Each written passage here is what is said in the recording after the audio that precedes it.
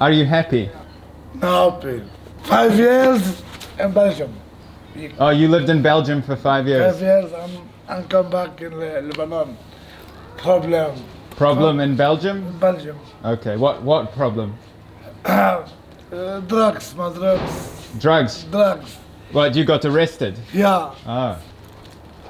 5 years. Oh, you were in prison? Yeah. Since the end of last year, Lebanon has been paralyzed by a political and economic crisis. The people of this country are no strangers to destruction. A quick glimpse.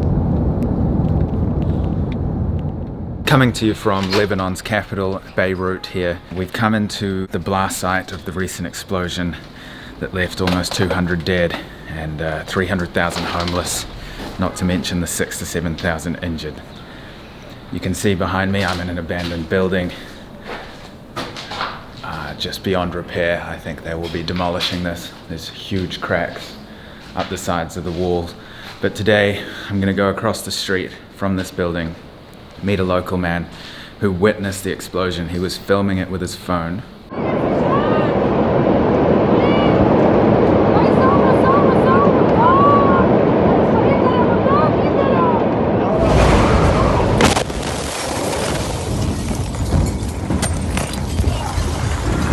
The explosion came right through his house and there was blood stains on the wall. He looked out of his balcony to see what was going on and he saw a man falling from a very high-story building. So we're going to go and talk to him. So this is the entrance of the building where the man lives that we're going to be meeting today. You can see it's under repair. See the entranceway here. Smashed up doors. Broken up furniture. There's somebody renovating an apartment in there. And up here, these windows are all smashed.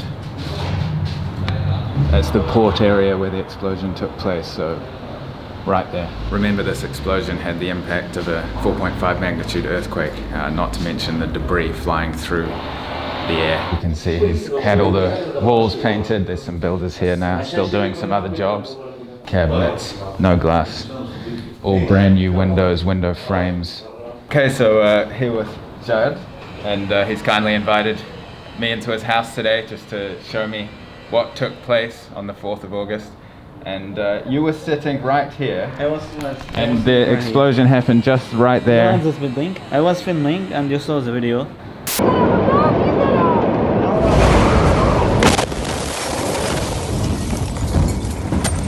My mom was sitting like right there and my cousins was there. All the windows are smashed. We got some injuries. I broke my elbow. My mom had some surgery, some stretches in her head, back, and operation in her hand, and we did an operation also. Thank God we are alive. This building here, this one is Electricity. the governmental building. Yes. When I was getting up, I took my my phone. I was looking like this. Someone was falling down from the roof, or I don't know, the last floor. I don't know from where, but I saw him like coming down from up. So you saw somebody falling from this building down, yes, down to the ground? Yeah, falling down to the ground. It was a huge explosion. Right, so obviously the video is very extreme and Yeah. it ends when you're on the ground, right? At the end it was, yes. when I was So on what the happened ground. after that? After that, I got up. I just gone to to check on my mom and my aunt. I rushed to the hospital. My car was smashed also, but thank God it was working. And how can you describe the chaos on the Chaos. streets? Oh my God. With everybody trying to get everywhere. Yeah, to get to the hospital. I was taking my mom and my aunt to the hospital. I know a doctor. He was like having a patient with him. He told me to take him to the hospital. His hand was like this, from cut it from there. It was like His arm was hanging off. Yeah, hanging off. Very disgusting explosion. These marks in the wall, are they from the explosion? They No, look like no, bullet no. holes. Yeah, it's from the Lebanese war. Right. Old Lebanese war. Yeah. And so you're living in this environment where you've got bullet holes in the wall next to you. yeah. And there's a huge explosion. You see a man falling from a Yeah. high-story building, Yeah. and you get up and you keep living. It's hard for somebody from where I'm from to comprehend the hardships that you face, and then on top of that you've got the economy, which is dropping. Yeah, and they're predicting a famine this year. So Yeah. how do you keep going? We have to have faith in ourselves. We have to be strong because life is not doesn't have mercy for us. We have to have faith in ourselves and keep going. We have to keep walking. Right. If we stop in our places, we die. Keep climbing every time we fail, we have to get up again and try again till our death. Before the explosion, I got fired from my job because of the revolution and the dollar increasing, decreasing, and The bank collapse. Yeah, bank collapse, everything. So you were already in a hard position, and then the explosions Yeah. only times that by 1,000. Yep. Your house has obviously been fixed. You've got new windows. Yes. And painting, and things Yes. are looking obviously 100 times better. So it's because of organizations that you're able to have a home essentially. Otherwise Yeah. you'd have no windows. No, completely. You wouldn't have the basic Anything. means to live. You'd be homeless. Yes. Right? Yes. And so 300,000 people left homeless. And there's still many other people right now that weren't so lucky to get help living either on the street or in temporary housing, military camps, places like this that really need help, right? Yes. So I was homeless like about 2 months.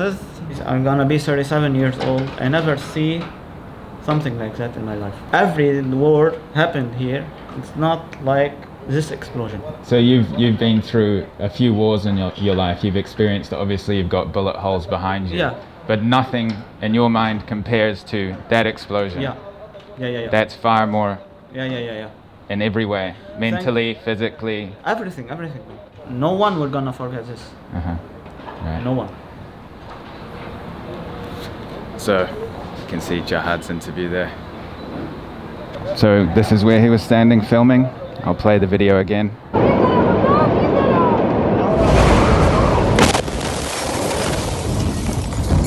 This whole place was just, every window in the house was completely smashed. He's making us coffee right now. Again, I shouldn't have to emphasize the hospitality of these people. There's the building there, the governmental building where Jahad saw a man fall out to his death. And if you look down here, this roof's completely destroyed. The buildings are collapsing out the back there. Over here to my left, you see more devastation. All these window frames are brand new. Some have the windows fitted yet. And then just here, something that would be, even on its own, quite a heavy sight. There's bullet holes here, but that's nothing compared to what these people are facing currently. It's really quite a scene, Thanks for the coffee. Can you tell your mum it was lovely? Yeah. Right. Yeah.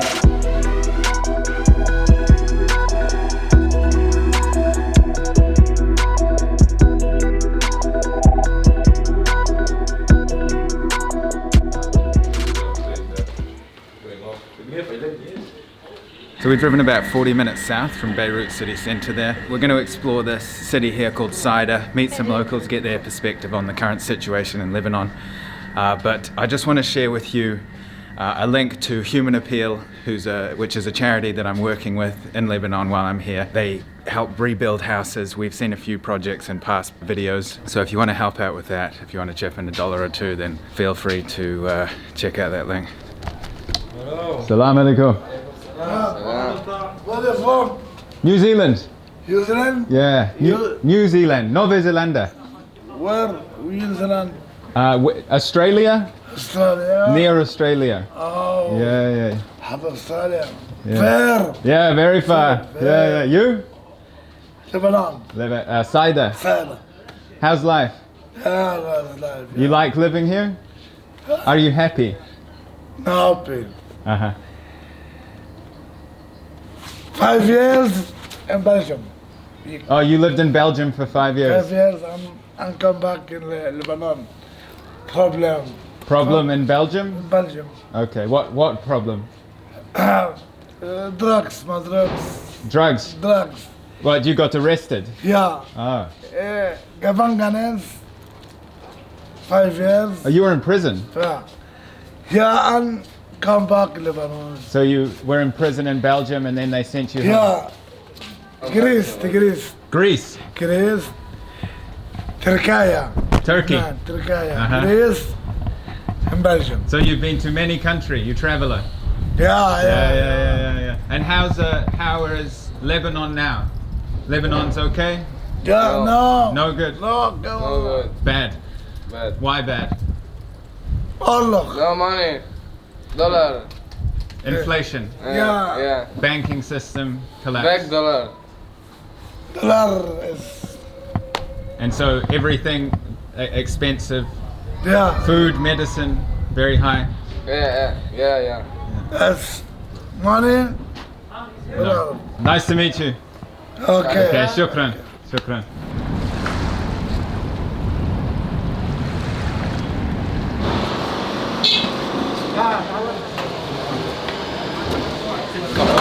على البحر روح. انا نازل تحت.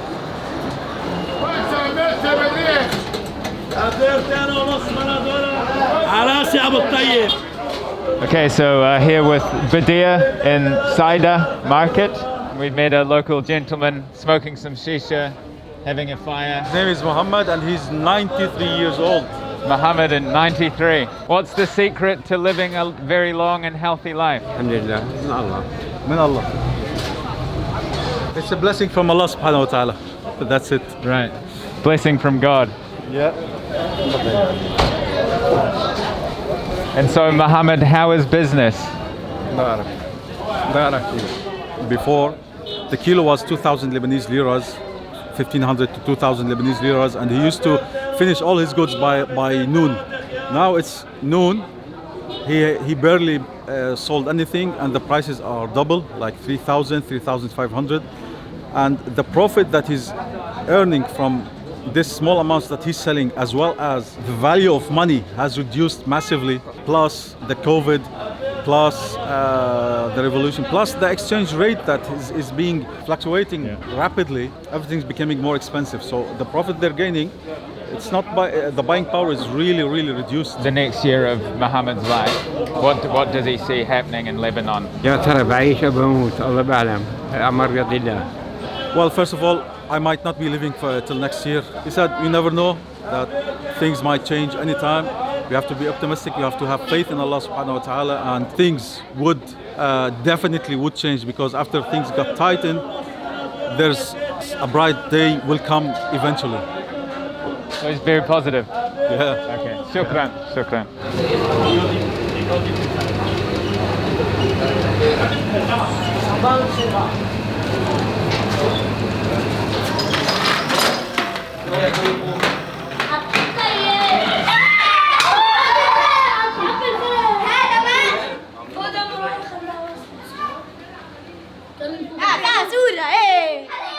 So we come into a butcher's here in the souks. Gonna meet the butchers. Even the meat was very expensive, so today they tried to reduce 4,000 Lebanese liras, a little bit less. Butchers at this time, they're almost done.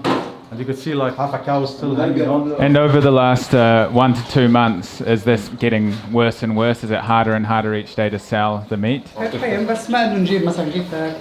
has been very difficult for them, for him to keep on running and sustaining. There are days that he only got 10 kilos to sell it to people. It was way expensive and people cannot afford. And because of the fluctuation, when the dollar hits roughly 10,000, so people won't buy the meat, but they had to keep on running just to stay. So 10 kilos to sell it to people, this is something outrageous. They used to sell at least 50, 60 kilos a day, and to be selling 10 kilos, this is how they make the burgers.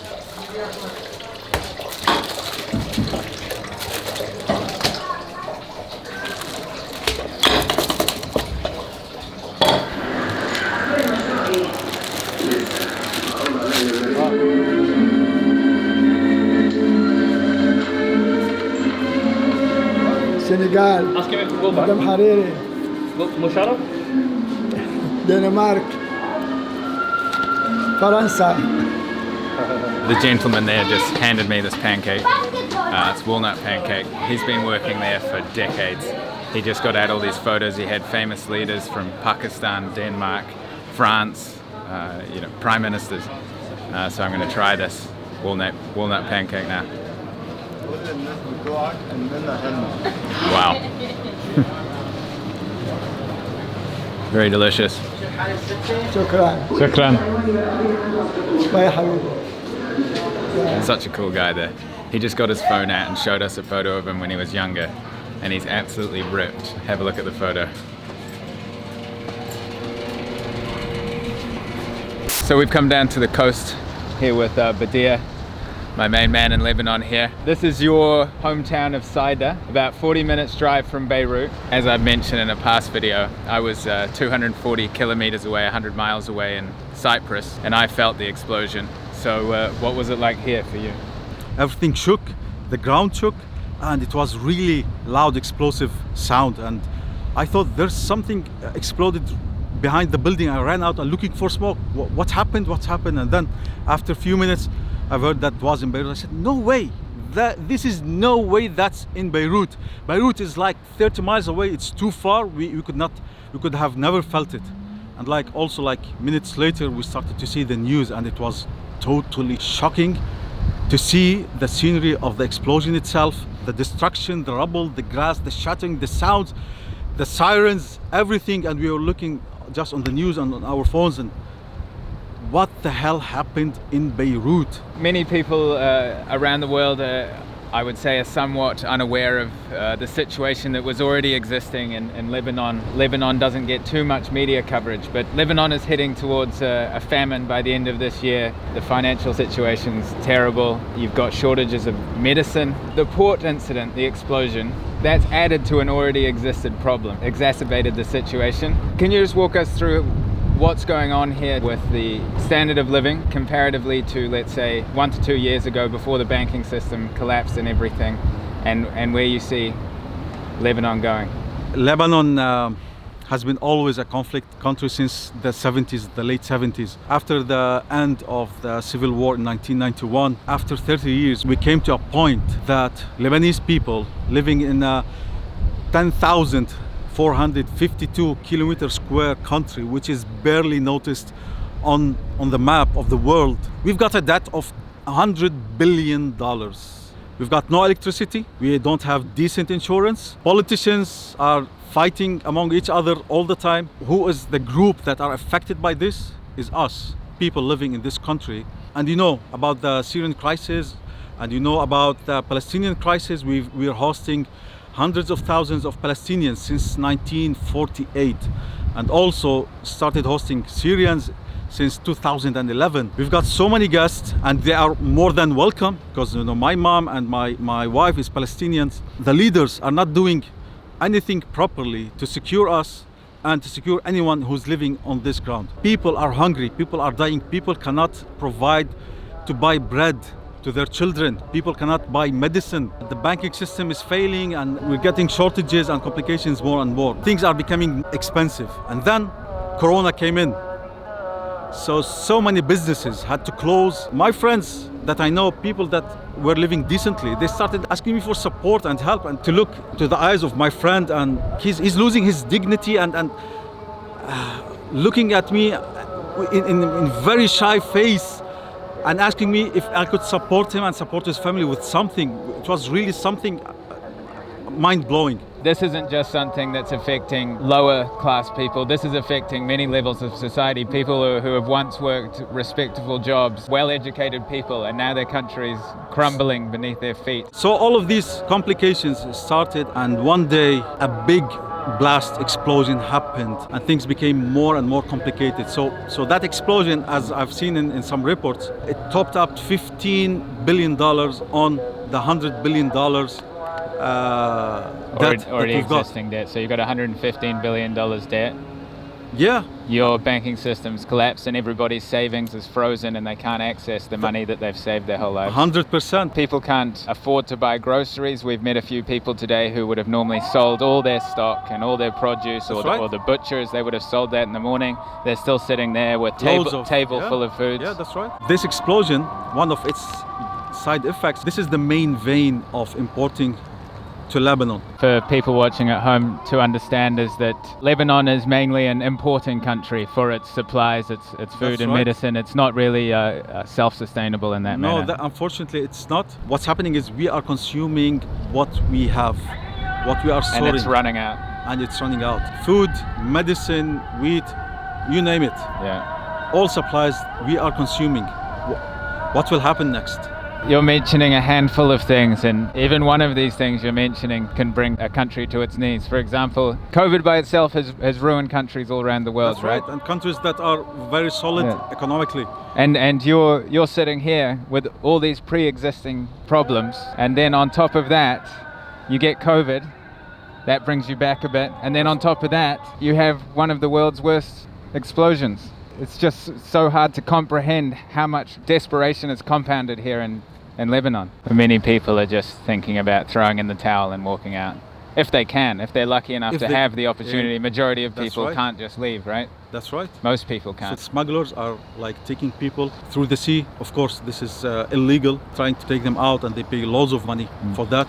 But what's happening? They're losing their lives. They're dying. So basically a country which has been well known for being one of the highest receivers per capita of refugees. The people in that country, the educated people who have taken in the refugees, you know, we're talking well-off people, have become the refugees. The people who used to take the refugees have now become the refugees. That's right. Our future, to tell you the truth, I'm not very optimistic. Not in the coming at least 5 years. At least. I don't really have much to add to that conversation I just had with Badir there. You can see his heart talking in that video. So I'm going to end it here. I'm going to leave like I said earlier in the video, a link down below. Otherwise, wish you guys the best and look after your families and everything during these tough times. And in case I don't see you, good afternoon, good evening, and good night.